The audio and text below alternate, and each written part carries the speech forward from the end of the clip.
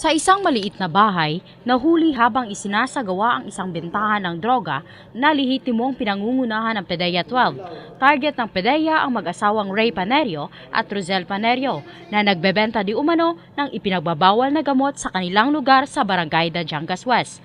Ngunit wala ang mag-asawa, bagamat may 3 lalaking nadatnan ang mga ahente ng PDEA 12 sa bahay ng target.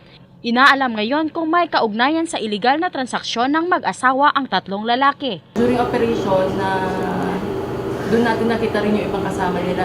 So, ginagamit yung drug den yung bahay ng mag-asawa. And then, yung isa dito si Darren, yun yung tagabigay ng nakuha na natin ng item. Nakuha sa bahay na kanilang tinutuluyan ang 6 na pakete ng shabu, mga aluminum foil, lighters at isang digital weighing scale.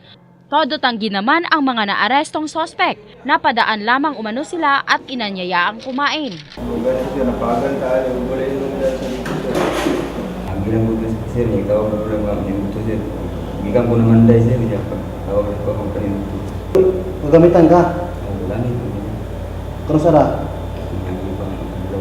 Mag-iisang taon na umanong minamanmana ng PDEA 12 ang mga nahuling kalalakihan dahil sa paggamit ng iligal na droga sa kanilang lugar.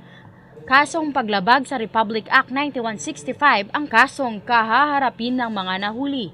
Maging ang mag-asawang target ng operasyon ay sasampahan rin ng kaukulang kaso. Bali, Section 5, Section 26 conspiracy related to selling and Section 11 and Section 12 ng RA 9165. Paalala ng PDEA sa mga nalulong sa iligal na droga na walang magandang patutunguhan ang paggamit ng ipinagbabawal na gamot. Sa kulungan lamang ang bagsak nito. Irish Ampuyas, Brigada News.